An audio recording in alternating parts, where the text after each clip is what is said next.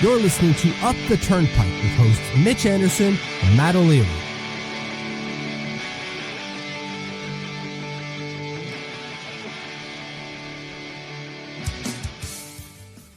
Hello and welcome to the Up the Turnpike postgame show. What is going on? I am Matt O'Leary. I am joined as always by Mitch Anderson.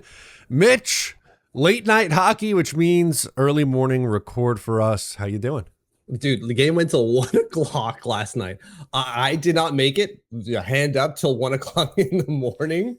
I made it to about the third period. Like I saw the first two, and that was about it. Before my dad brain was like, "No, you have to go to sleep." But feeling okay there. Got a cup of inspiration, as There you go. What Dolly Parton would say. So, shouts out to her. How are you doing, buddy? I'm doing well. I was also covering the Jets game last night. So I had Isles on the iPad, Jets on the big screen. And when I was finished, I was going to play it by ear. And when I finished like uploading the post game recap and all that, I was like, just went into the intermission. If the start of the third period happened, I may have stayed for the third period and overtime. But there was like, I waited and I could see that Shannon was talking in the background. There was like the countdown was like 10 minutes and 51 seconds. I'm like, I'm not going to sit here for 11 minutes. If the period started, yeah, I would have hung out a little bit more, but couldn't do it. Didn't have it in me, Mitch. Way to go, Shannon Hogan. Unbelievable. It's all her fault. We blame Shannon Hogan. All right, Mitch, let's get into this game. We have some goals to talk about. Islanders in the first period, they would jump out to the lead. Emil Heineman and Bo Horvat continue to do their thing, Mitch. Yeah, it was kind of against the run of play up until that point. Like I think that was the second shot they had on net, maybe even the third one. It was like 5-0 shots in terms of the Vegas Golden Knights for a while. It was one-way traffic. And then you have a really good save by Ilya Sorokin at one side that we kind of miss here in the replay.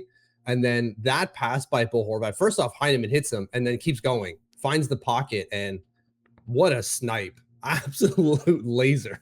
Yeah, they might have some chemistry here, Mitch. Emil Heineman and Bo Horvat. Look, at the beginning of the year, both of us were kind of like, I don't know about Emil Heineman in the top six. Like the player, but I don't know if he's a top six player. Well, he has had tremendous chemistry with Bo Horvat. He's got 7 goals. Horvat picks up assist number 9 on the year. Good start. Yeah, how does the pie on your face feel like? Does it taste good? Because it tastes good off of mine. Let's be honest here. I mean, if I'm weary of something and the team proves me wrong and it's a positive for the team, I would happily be wrong, right? Like I'm not. Listen, man, I want this team to be good. I'm going to be honest about my reactions and where I think things are. I'm not going to lie, but if I'm proven wrong in a positive way for this team, I welcome that. Absolutely. And so at this point, Bo Horvat is on pace for 101 points. At this point of the game, it gets better, obviously. He's got 21 points, again, at this point in 17 games played with 12 goals and 9 assists. Guy's playing out of his goddamn mind right now. Absolutely. They would go on a power play, and Bo Horvat's on the power play. So we're talking secondary assists, Mitch. This time, Matthew Schaefer gets in on the fun here. Bo Horvat to Druin, over to Schaefer, who goes back to Druin. I forgot about that. He finds the seam here. Boom. There's a parting of the seas almost in reverse. Instead of the seas being together and then opening, it's just kind of everything kind of lines up for him. And he just like launches one on net. It's a wrist shot. It doesn't look like he gets a whole lot on it, but when that hits the net, there's some goddamn velocity on that shot. And Schmidt had no idea where that was. No, I was going to say it was a well-placed shot too. Like, yeah, you're right. It didn't look like it wasn't a big clapper that was going 90 miles an hour at the net. It wasn't that kind of shot, but it was well placed in a tough spot. I guess it was high blocker side, right? It goes, and he's kind of going right and shooting left. It was, again, a really nice shot. Palmieri was in front screening a little bit. And Islanders up 2-0, Mitch.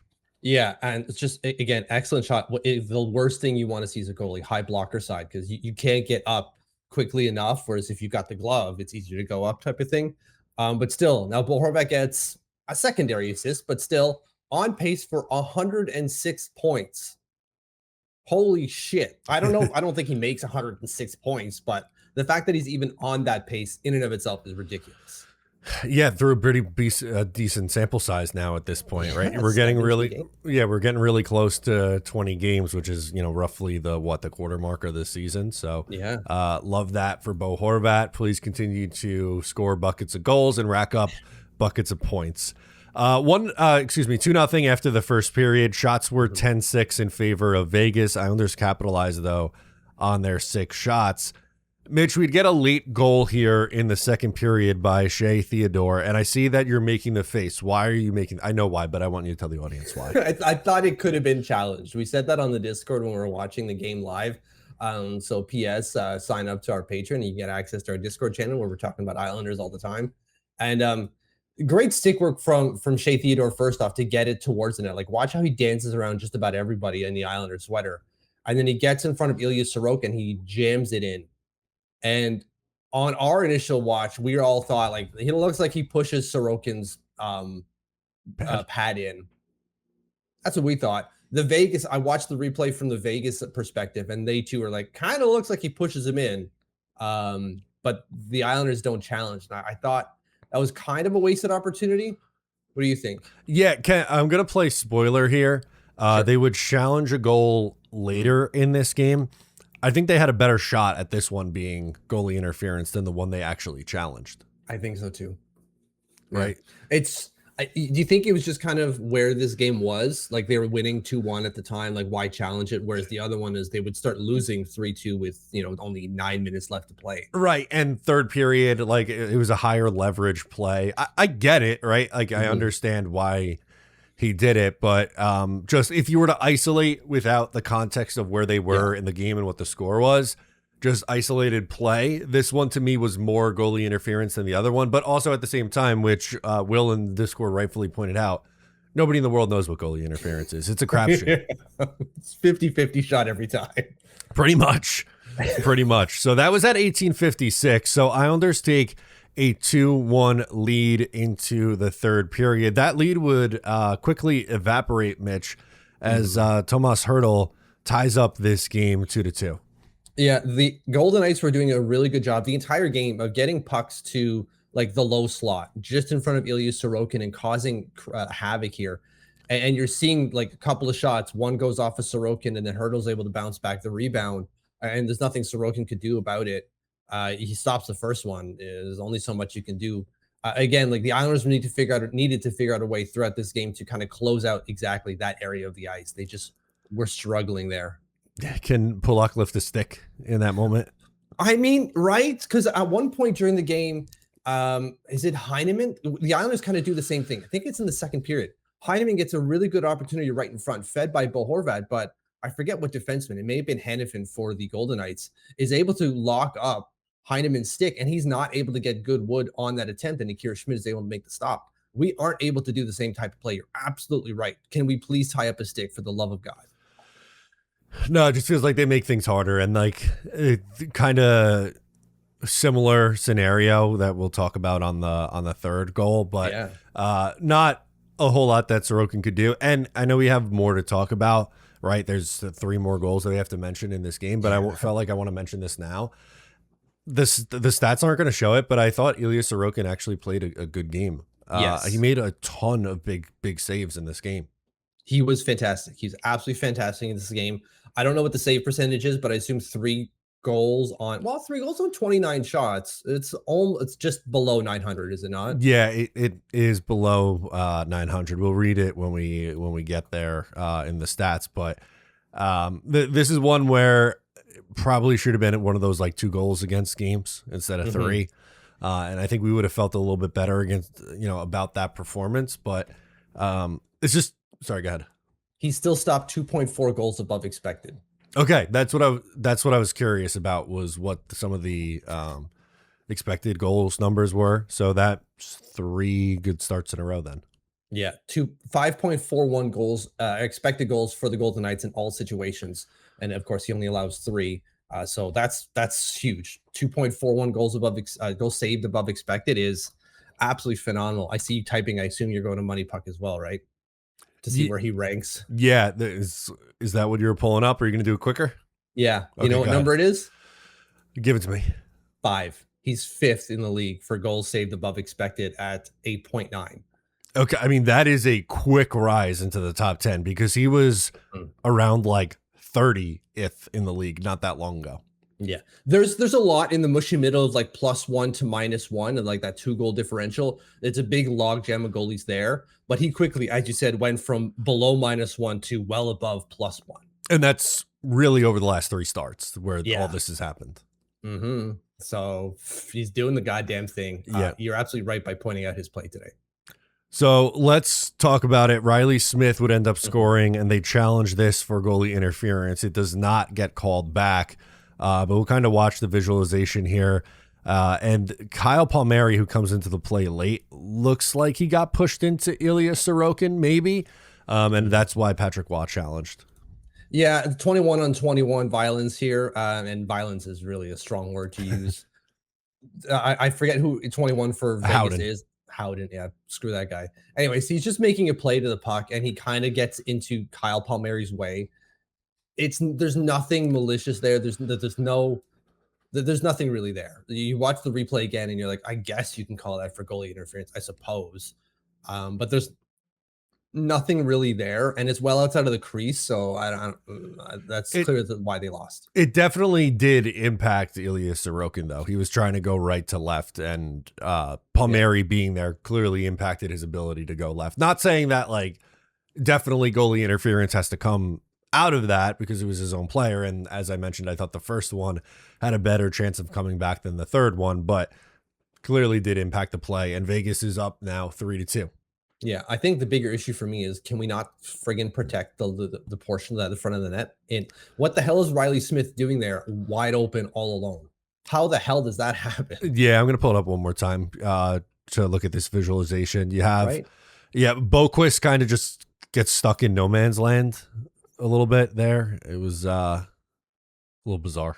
Yeah, no one picks him up ever. Like, I get why Bo Horvat is up there. No one make a play. Like, no one not make a play. No one argue that Bo Horvat shouldn't have been that high. That's where the center is supposed, or the late man is supposed to be. And that's where he was. It's just no one found Riley Smith wide open on the far side. Just shitty stuff. Absolutely. But the Islanders would pull the goalie. They got aggressive with it, and Matthew Barzal scores on a absolute rip. And a nice feed too from Matthew Shaper as well. I fucking love this. 5 goals from Matthew Barzal this year already. You're saying already, like that's a pace of probably 21 or something like that. Maybe 5 divided over 17 times 82, 24. Okay. Which is about what you would expect from Barzal. I was just going to say in that 20 to 25 range is kind of what I expect for Barzal. Yeah. But that's 2 clutch goals in back-to-back games for Barzal, right? He scores the last one to ice it, and then he gets this one here. So to tie the game in clutch time. And another assist for Schaefer, and another assist for Jonathan Drouin, who's on pace for 67 points. Good for him, man. Up to 11 assists on the year in double digits, well into double digits already at this point. So we get overtime in Vegas, and Islanders take a dumb penalty in overtime. Too many men on the ice in overtime, which is just like, you're killing me. Like, you can't have those kinds of mistakes. But Mitch, JG Peugeot won the game pretty much by himself because, as we'll see here, wins the faceoff, goes up the boards, gets it himself, and just goes the entire length of the ice here.